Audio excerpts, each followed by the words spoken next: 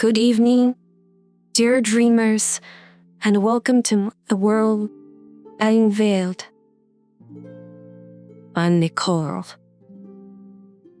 a narrator and guardian of the night's most treasured secrets. Imagine the gentle touch of the moon's silver light as it dances upon your window, inviting you to leave behind the waking world and step into the tranquil realm of dreams. As the hush of dusk settles around us, feel the weight of the day's cares lift from your shoulders, disappearing like the last whispers of sunset. In this quiet hour, let my volley, the soft melody that cradles your thoughts, weaving for tales spun from stardust and shadows, tales that pave the way to land serene and wondrous.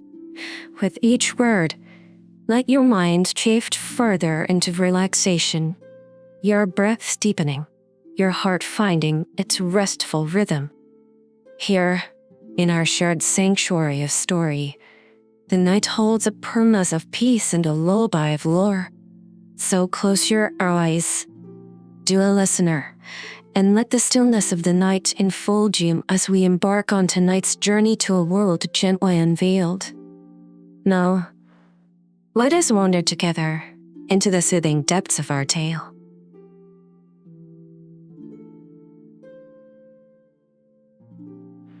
Chapter 7: The Chasm of Reminiscence. Stepping through the storied city suspended in the twilight, Caius.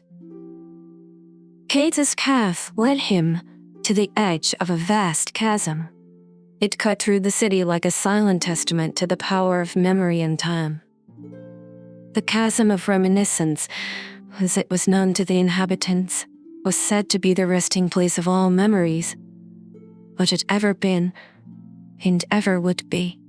The air here was thick with the whispers of the past, as if the chasm itself breathed echoes of days gone by. Along its rim, people gathered, each one peering into the depths, as if searching for a glimpse of their own long forgotten moments. Caius joined them. His gaze drew into the seemingly bottomless gulf. In stark darkness, he saw a tapestry of light playing out scenes from countless lives. It was as if the chasm ladled the collective consciousness of existence, each memory a star in the firmament of the past. A old man stood beside him, his eyes reflecting the kaleidoscope of memories below. The chasm shows us that which we carry within our hearts, the moments that shape us, the echoes of our choices and dreams, he murmured, his voice blending with the symphony of whispers. As Caius watched, his own memories began to surface before his eyes. Fleeting images of his childhood, the sound of his mother's laughter, the touch of a first love, the scent of rain on the streets of Tokyo. The chasm held them all, a mirror reflecting the essence of his life. Enthralled by the mayhaps and live relations, Caius found himself taking a step closer, drawn by the intimate display of his early history. The memories played out like a silent film, only for him, a private exhibition of his life's most tender and poignant moments. It was then that the old man beside him spoke again, his voice a gentle nudge to Caius' introspection. Each memory, he said, there's a story in itself, a narrative thread in the tapestry of who you are. The chasm does reflect the past. It illuminates the stories that live within us, the ones we tell ourselves, and the ones we share with the world. Caius understood then that the chasm of reminiscence was more than a repository of the past. It was a conduit for understanding, a place for one to come to terms with the dreaming, with the flower, and with As he turned away from the wretch's embrace, he carried with him not just the memories it had shown him, but a newfound narrative of self-reneptony and comprehension. The chasm had offered him a narrative bridge between the past and the present, a reconciliation of all of the disparate parts of his life into a coherent story. One that he was still writing with each breath and step. The city around him seemed to acknowledge his transformation, the very stones and air whispering approval of his inner journey. Caius walked back through the city of stories, each step a punctuation mark in the ongoing sentence of his life's narrative. Chapter 8. Whispers from a Parallel Existence.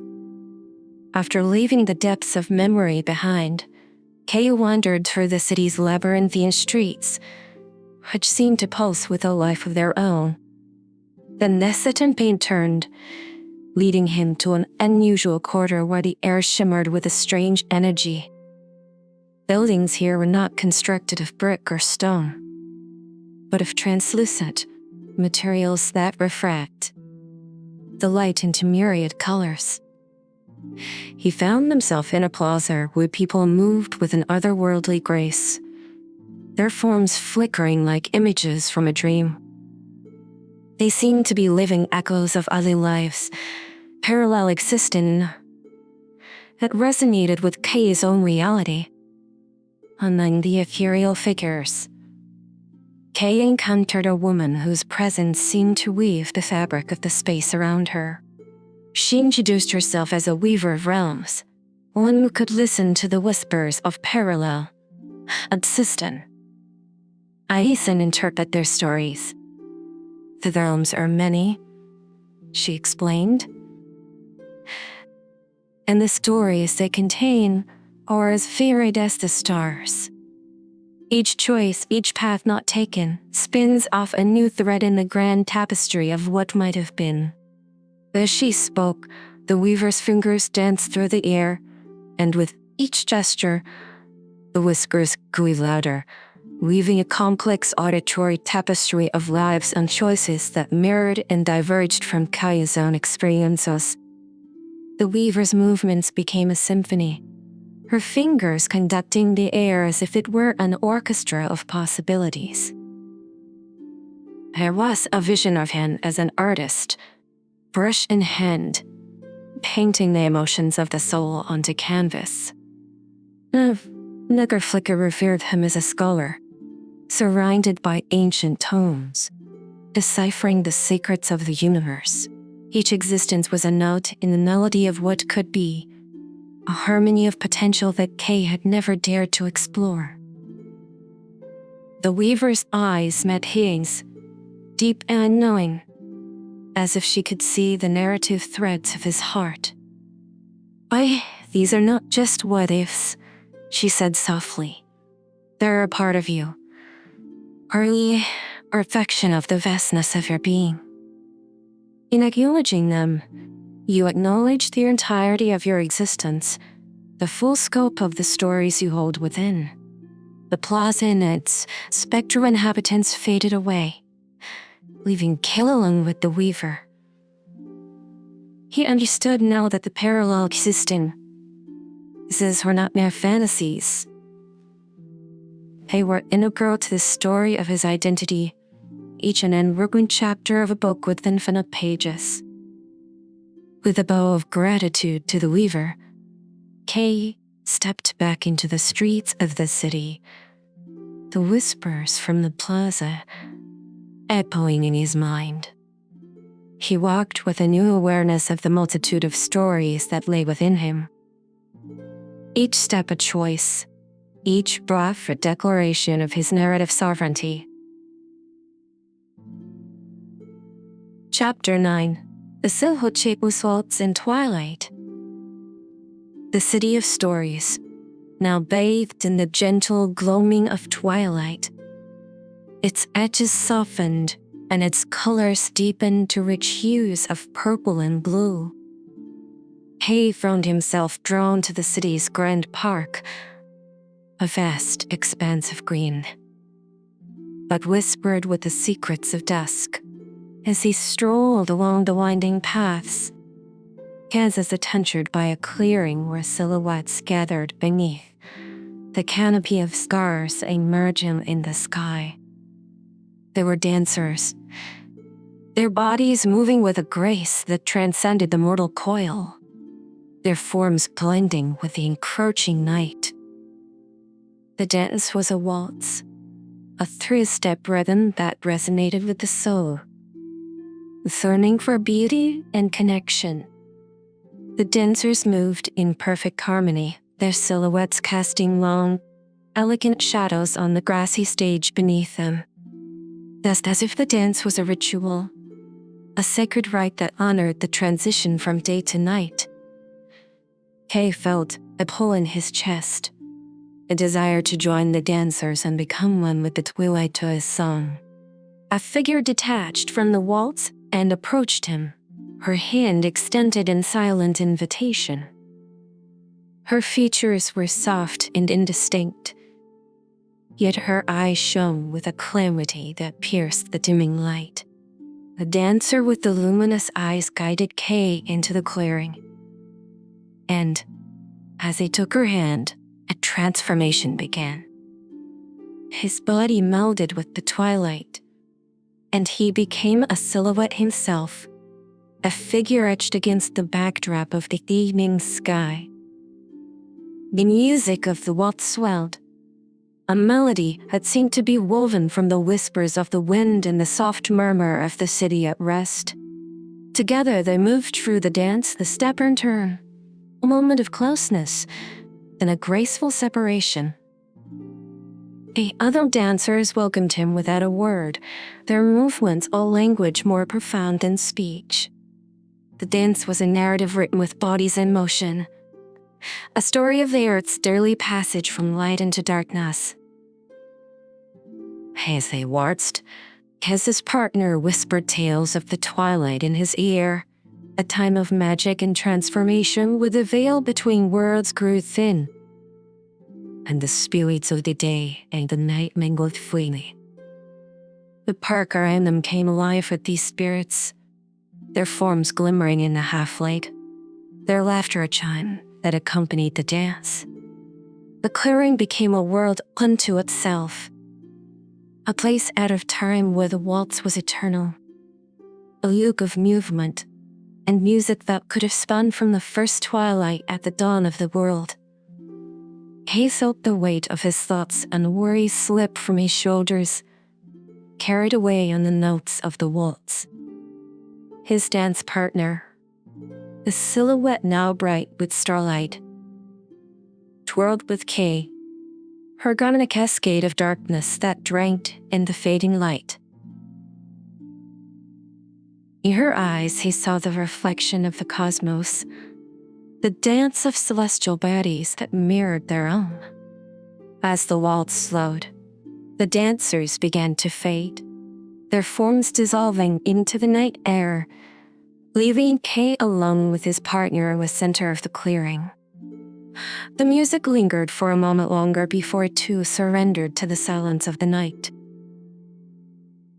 As the lights of the waltz faded into the cool night air, Caius and his enigmatic partner stood still, moments remaining in the clearing. The sky above was now a tapestry of deep velvet, punctuated by the silver pinpricks of stars. The park around them whispered the secrets of the night, and the city beyond lay hushed, as if watching their intimate tableau. The woman's eyes, luminous and wise, held Caius' gaze.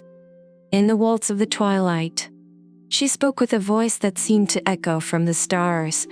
We find the stories that the day is too bright to tell, and the night too dark to reveal. You, who walk between the light and shadow, carry these tales in the dance in your heart.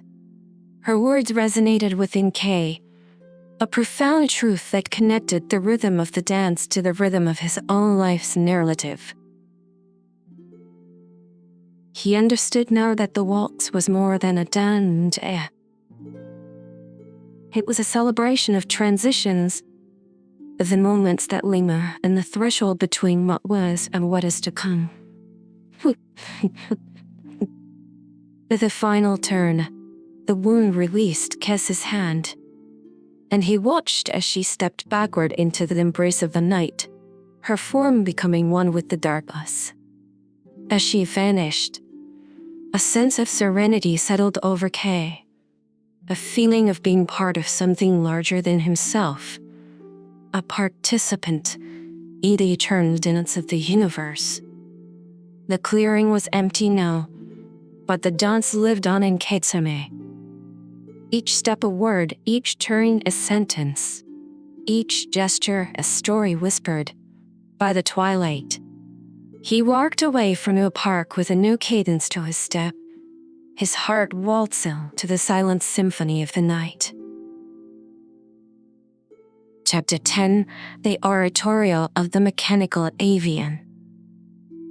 With the echoes of the twilight waltz still lingering in his spirit, Caius's nocturnal wanderings led him to the city's ancient quarter where the burdens whispered of centuries past.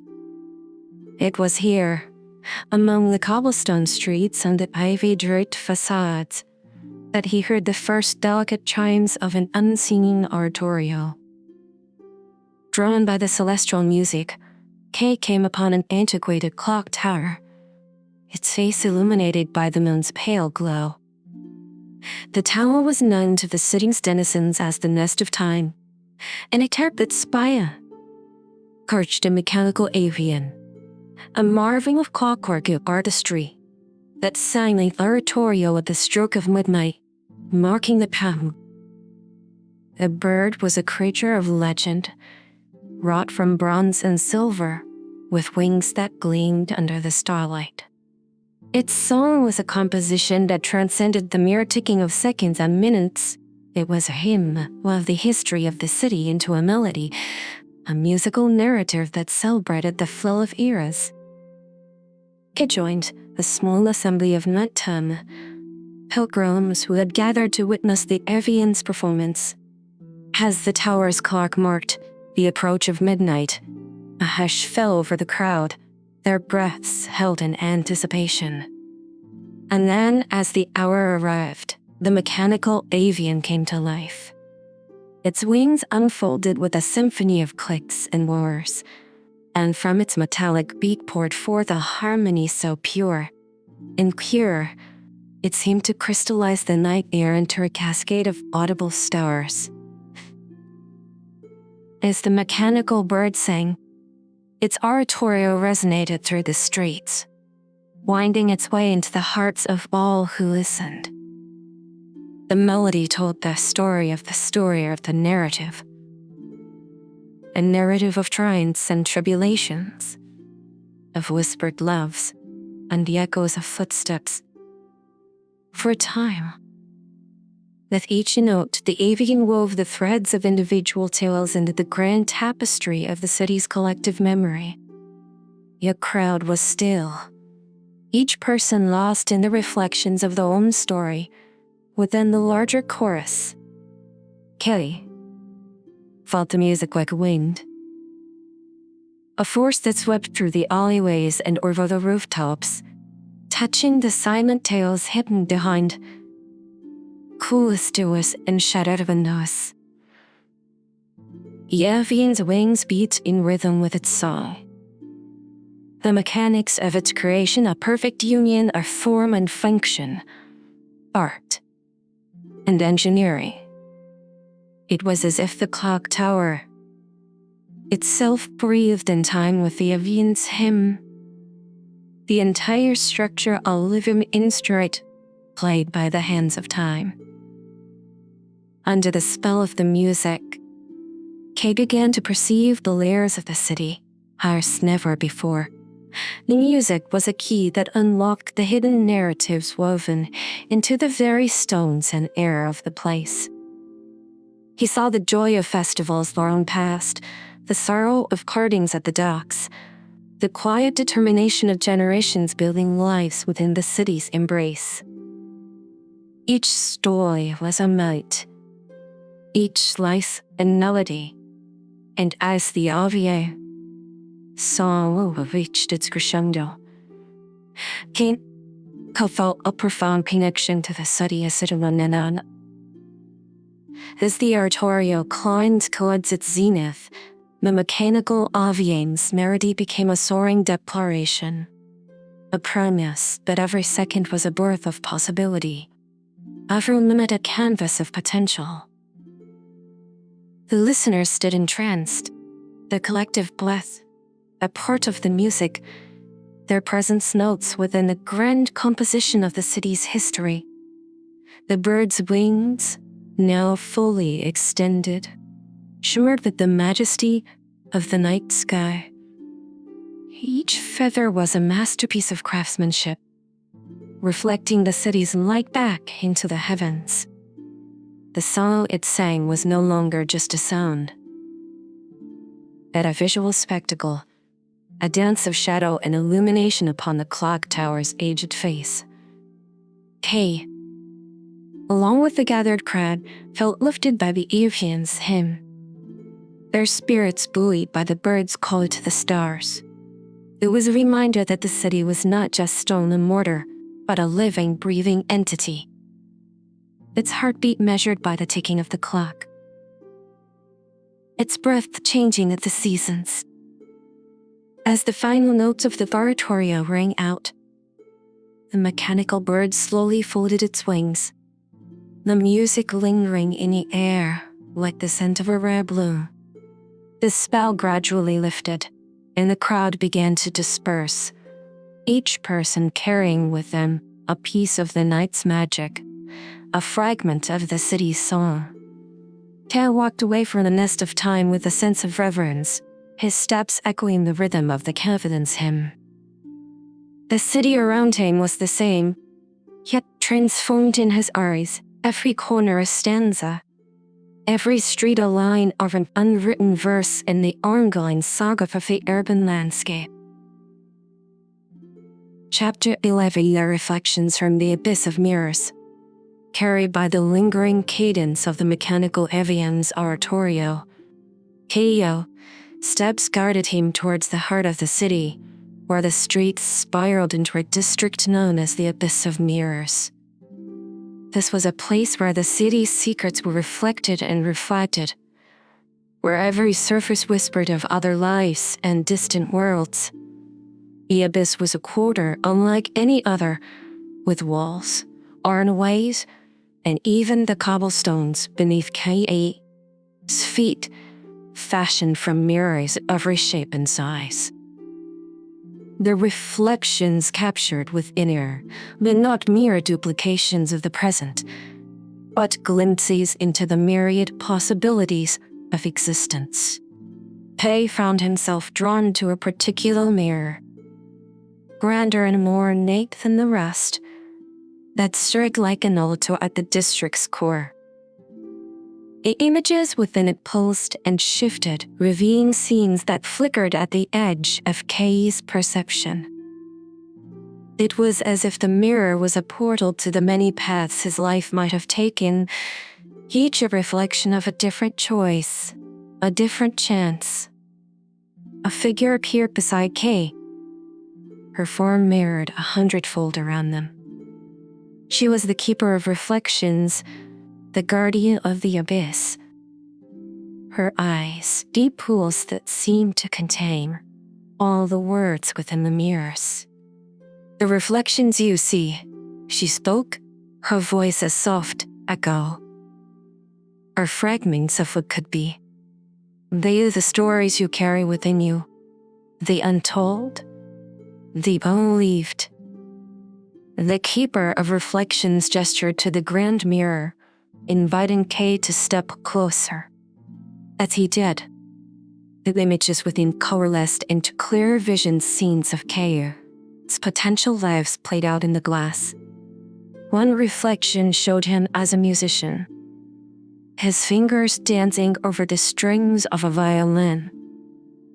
Each note a thread in the fabric of an audible universe. Another depicted him as a writer, his pen, a conduit for stories that bridged worlds. He watched, entranced by the lives he might have lived, each reflection a story untold, a song unsung. These are not just visions of what could have been. The cube was averred, but what still could be. The future is a mirror, not yet crafted, its surface, yours to etch. The abyss of mirrors was not a place of regret, for paths not taken, but a realm of understanding and acceptance of the multiplicity of oneself. It was a reminder that the essence of life's narrative was never a single thread, but a rich tapestry of interwoven strands, each as vital as the next. With a newfound sense of peace, Kay turned from the mirror, the reflections fading into the silvered air. He thanked the keeper, her knowing smile a silent benediction as she faded back into the labyrinth of reflections. Kay emerged from the abyss with his reflection, his story expanded. He understood now that his narrative was not a linear path, but a spectrum of light, reflected through the prism of his choices and dreams.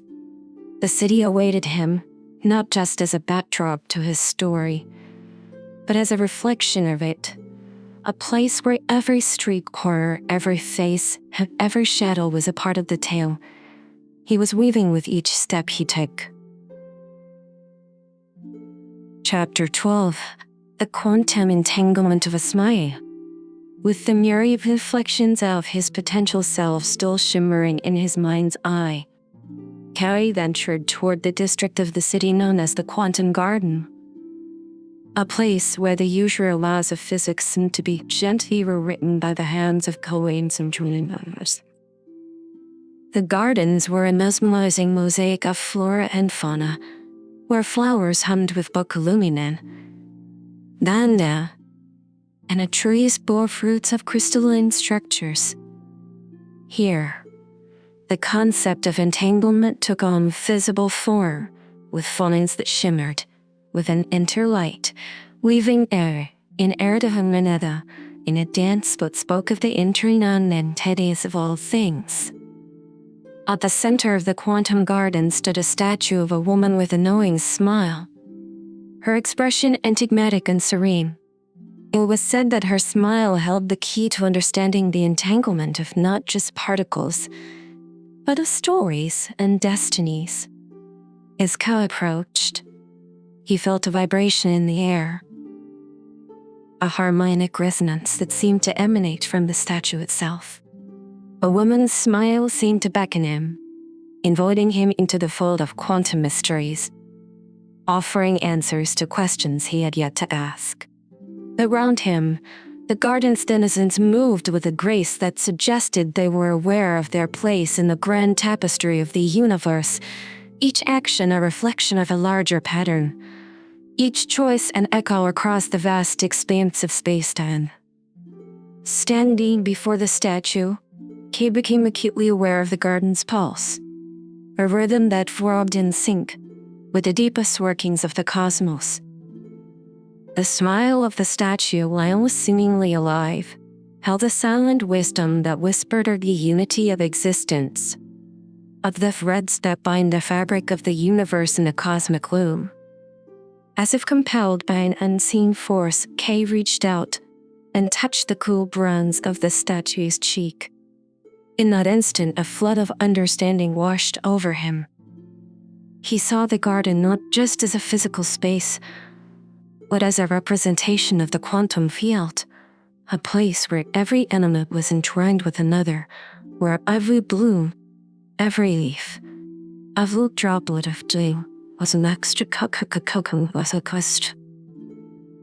The statue's smile deepened, and the garden responded.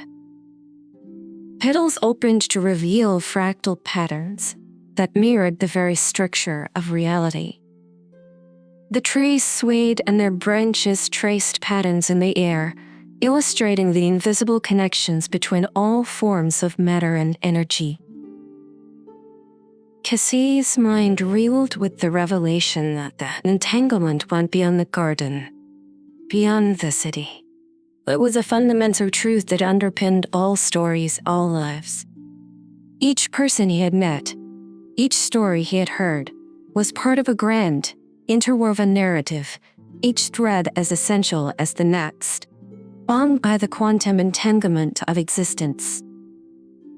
The denizens of the garden moved around him, their smells echoes of the statues, their eyes alight with the joy of shared understanding.